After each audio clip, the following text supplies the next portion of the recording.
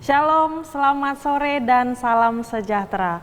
Bapak, Ibu, saudara-saudari yang terkasih dalam Yesus Kristus, pemirsa TVRI Kaltara dimanapun Anda berada, berjumpa lagi bersama saya Firsta Susan Ferdiani dalam program Cinta Kasih.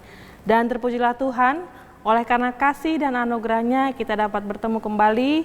Kali ini saya berada di GPIB Maranatha Tanjung Selor, dan seperti biasa kita akan berbincang-bincang mengenai kebenaran firman Tuhan, dan hari ini juga akan disampaikan oleh hambanya Ibu Pendeta Petronella Yohana Wairisal Hermanus SSI Theo. Shalom. Shalom, apa kabar Bu? Puji Berjumpa Tuhan, kembali baik. kita Bu. Terima Ya. kasih sudah bersedia kembali untuk melayani Tuhan hari ini. Amin. Dan firman Tuhan hari ini mengenai apa Bu?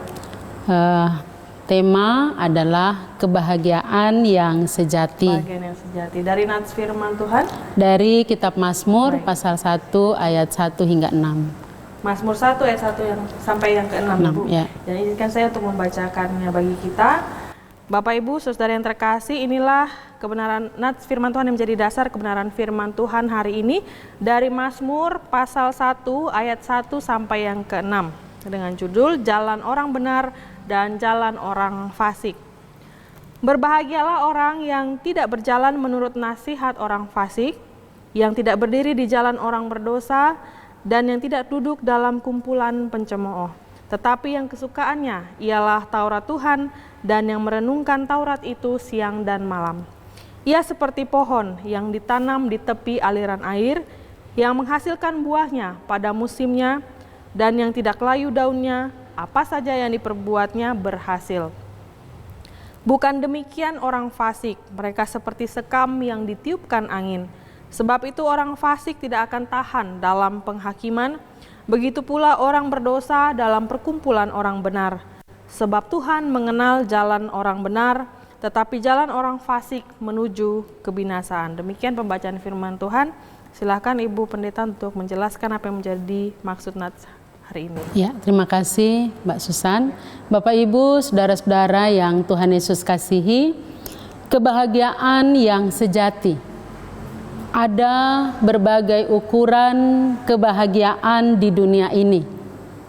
Setiap orang memiliki ukuran kebahagiaannya yang tentu berbeda antara satu dengan yang lain. Dan melalui bacaan firman Tuhan saat ini, pemazmur memberikan dua gambaran tentang kunci kebahagiaan yang sejati, yaitu bagaimana menjalani hidup sebagai orang benar dan orang fasik. Kehidupan manusia adalah suatu perjalanan.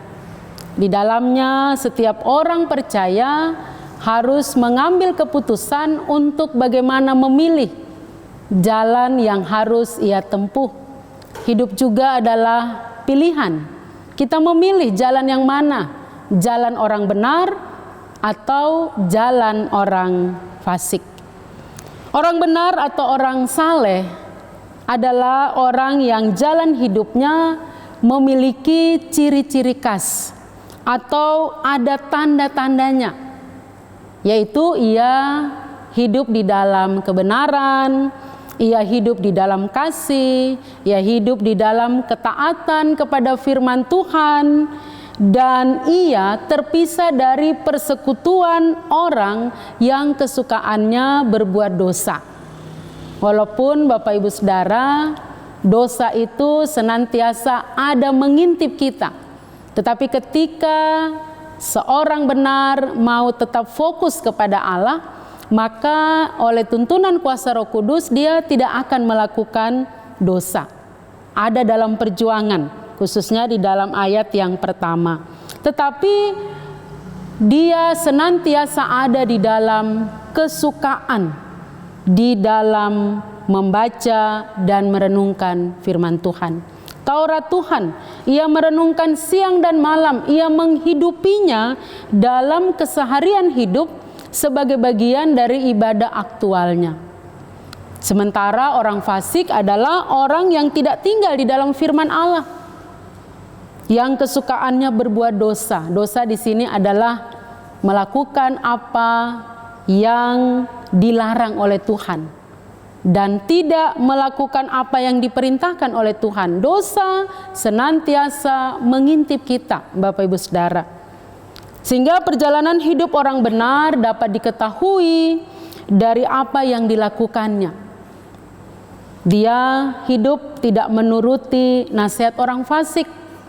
Dia tidak berdiri di jalan orang berdosa.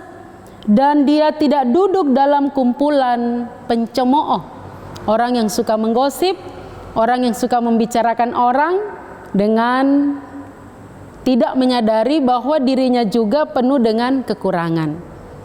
Itu yang mau kita perhatikan secara khusus di dalam ayat bacaan kita, ayat 1 dan 2. Sementara hidup perjalanan orang yang benar, ia akan menghasilkan apa yang dikatakan di dalam ayat 3, Mbak Susan. Ia seperti pohon yang ditanam di tepi aliran air, yang menghasilkan buahnya, yang tidak layu daunnya, dan apa yang diperbuat berhasil. 3 hal sebagai orang benar, dia akan tetap menghasilkan buah. Musimnya pun berganti, musim bagaimana adanya, dia tetap bisa berbuah. Sementara orang fasik dikatakan seperti ayat 4 dan 5. Dia seperti sekam yang ditiupkan angin. Ia tidak tahan di dalam penghakiman. Oleh karena itu orang benar dikatakan berbahagia, Mbak Susan, Bapak Ibu Saudara. Ayat yang pertama, berbahagialah, ya. Jadi bahagia di sini konsepnya berbeda dengan bahagianya orang dunia.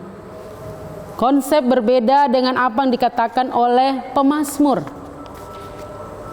Berbahagia ketika dia memaknai kehidupannya di dalam Tuhan. Ketika ia hidup menurut firman Allah.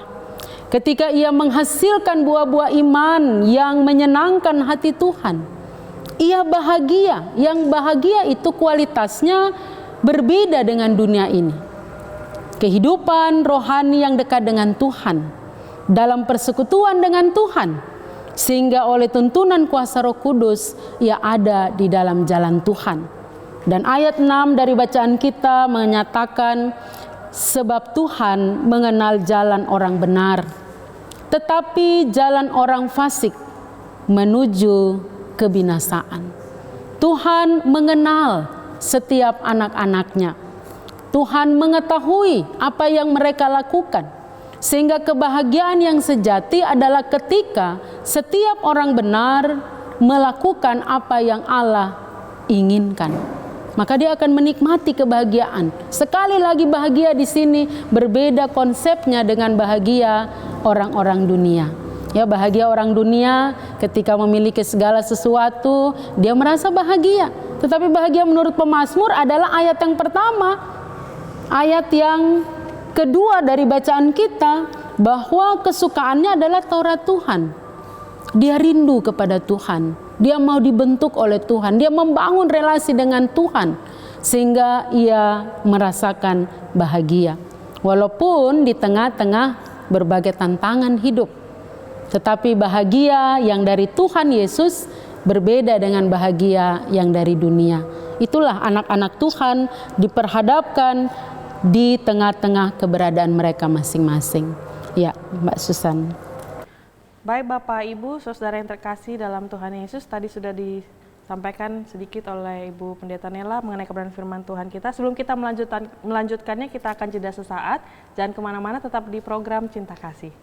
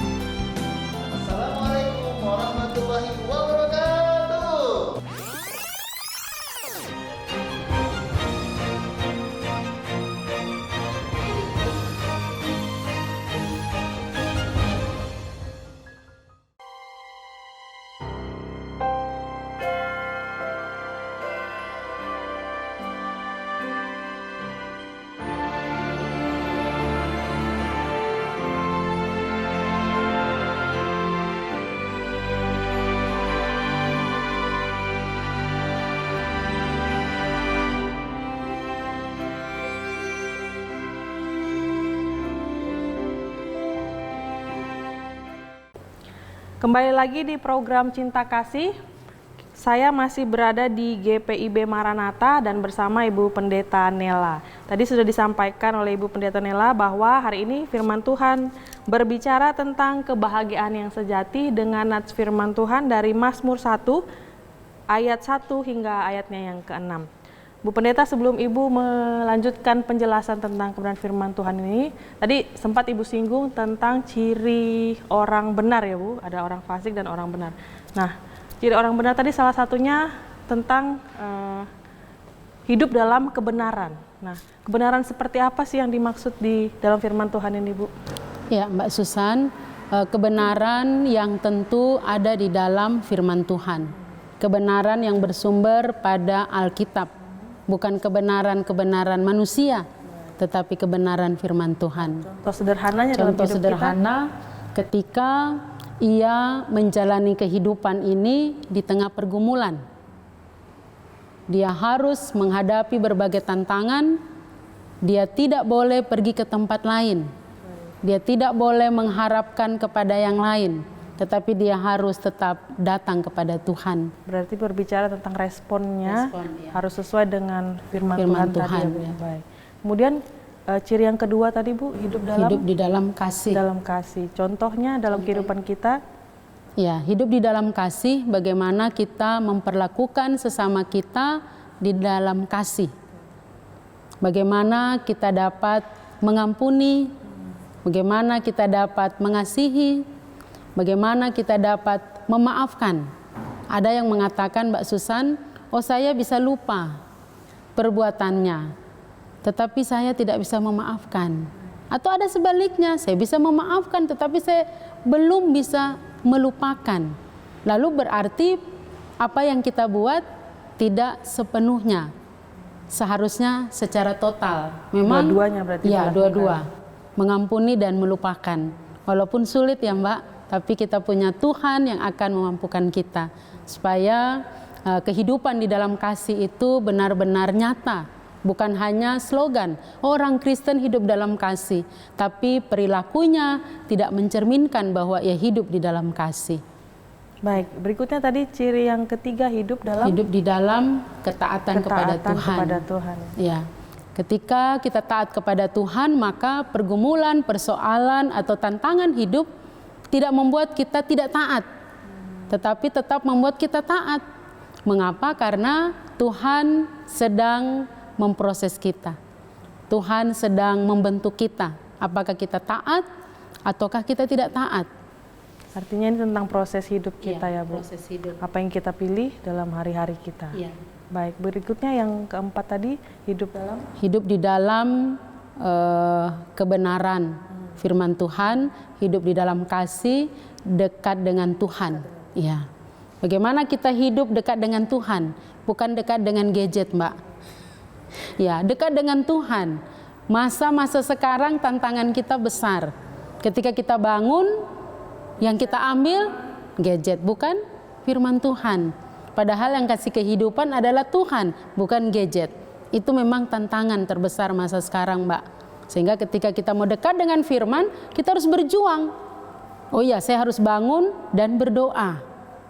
Kalau kita di GPIB, Mbak, ada Sabda Bina Umat, pagi dan malam. Jadi itu dibagikan kepada jemaat, dan mereka mengawali hari dan mengakhiri hari dengan Sabda Bina Umat. Ya.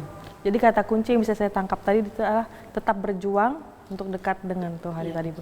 Baik, nah itu tadi penjelasan sedikit tentang ciri orang benar. Silakan lanjutkan Bu, firman Tuhan tentang kebahagiaan yang sejati. Kasih Mbak, kebahagiaan yang sejati Bapak Ibu Saudara, ada begitu banyak tawaran dunia dan godaan yang membuat setiap orang percaya bisa menjauh dari Tuhan, mengembara kemana, tenggelam dalam arus dunia yang menyesatkan, oleh karena begitu banyak cara-cara dunia yang mau mengambil. Tetapi sebagai orang percaya, kita memang harus terus memohon Roh Kudus untuk menuntun kita kepada jalan kebenaran. dan bukan hal yang mudah sekali lagi. Tetapi ketika kita mau fokus kepada Allah, kita mau selalu dekat dengan Allah, kita mau membangun relasi dengan Allah, maka kita akan menikmati kebahagiaan. Ketika kita membangun relasi. Iya, membangun relasi dengan Allah. Dan setiap orang, Mbak Susan, Bapak Ibu Saudara, menginginkan kebahagiaan. Biarlah kebahagiaan itu menghantar kita kepada Tuhan. Dan dengan kebahagiaan dunia, jangan sampai menutup hati kita untuk menyadari bahwa apa yang kita miliki adalah berasal daripada Tuhan. Kebahagiaan yang berbeda dengan tawaran dunia, kekuasaan, status sosial, harta, jabatan, jangan sampai membuat kita lupa bahwa semuanya itu berasal daripada Tuhan. Tetapi tidak serta-merta kita juga mengalami kebahagiaan yang sempurna, yang kekal. Tetapi kebahagiaan menurut pemazmur adalah ketika dia mau berjalan di dalam Tuhan. Dia mau merenungkan firman Tuhan, dia mau mengandalkan Tuhan, dia mau hidup di dalam kebenaran. Walaupun kehidupan yang dia jalani seberat bagaimanapun, tetapi kebahagiaan yang Tuhan berikan di dalam jalannya sebagai orang benar, pasti ia akan menikmati ketika ia bersandar kepada Tuhan. Orang lain boleh mengatakan bahwa sudahlah, kesetiaanku hanya sampai di sini. Tetapi ketika kita mau merenungkan, Mbak Susan, Bapak Ibu Saudara, kesetiaan kita kepada Allah harus terus sampai Maranatha. Karena Tuhan juga tetap setia kepada kita. Kasih-Nya, kebaikannya, pemeliharaannya, terkadang kita tidak menyadari hal itu. Kita hanya mau meminta dan meminta, padahal kita kurang mensyukuri apa yang Tuhan berikan. Apa hal yang harus kita lakukan ketika di sekitar kita, kita temukan orang-orang yang demikian? Kita sebagai orang percaya harus bersikap seperti apa? Artinya bahwa Mbak Susan, Bapak Ibu Saudara, kita harus menyadarkan dia. Kita sharing, kita ajak berbicara, kita ajak dia berdoa, ada di dalam konseling pastoral, sehingga dia memang menyadari, sehingga kehidupannya ke depan menjadi berkat dan memuliakan Tuhan. Dia tidak tenggelam dalam kefasikannya, dia tidak tenggelam dalam keduniaannya yang hanya sesaat, tetapi bagaimana dia harus menjalani hidup sebagai orang benar. Nah itu kalau kita berani, Bu. Kemudian kalau kita tidak berani, ya karena dia mungkin lebih tua usianya dari kita, lebih senior.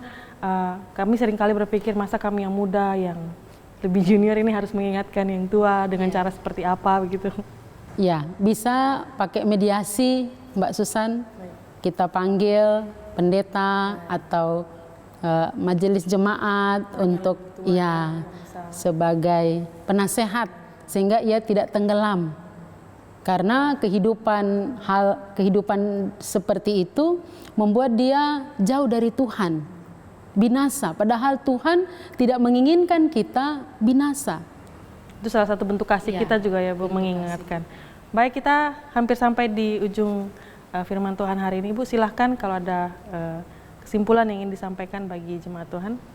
Sekaligus nanti menutup dalam doa.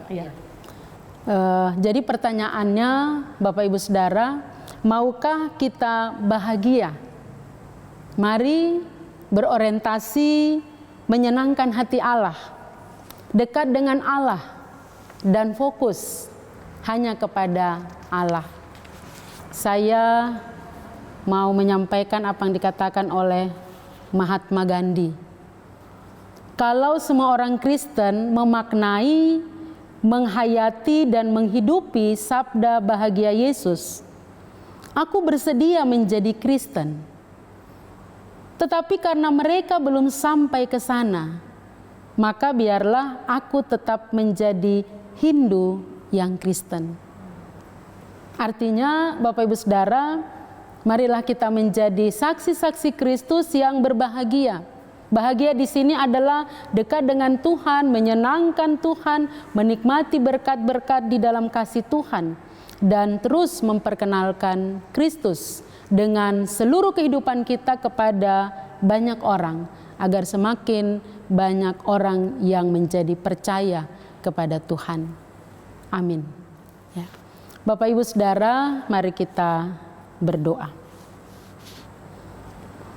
Dengan penuh kerendahan hati kami datang kepadamu ya Tuhan, mengucap syukur atas firman-Mu yang sudah menyapa kami, mengingatkan kami untuk senantiasa berjalan di dalam jalan orang benar, untuk senantiasa menyenangkan hati Tuhan, untuk senantiasa bersandar hanya kepada Tuhan.